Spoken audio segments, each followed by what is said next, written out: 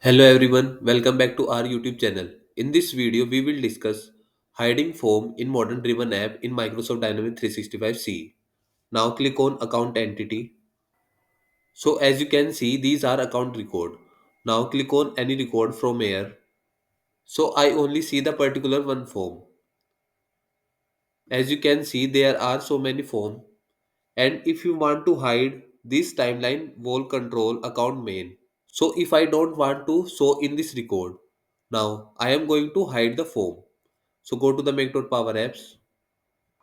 Now click on Apps from here and then click on All. So I am working on a Sales App application. So click on three dots, go to the Edit and click on Edit in New tab. Now click on Account Form.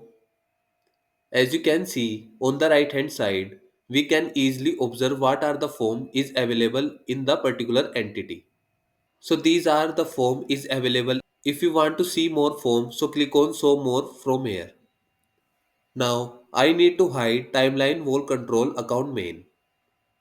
So click on three dots and then click on remove. So when you click on remove, so it is visible here, not in this app. So this form is not visible on a particular app.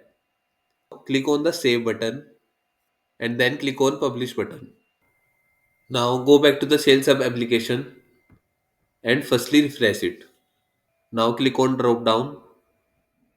So as you can see, timeline wall control account main is not visible here. And if you want to add again this form, go to the Sales App Power Apps.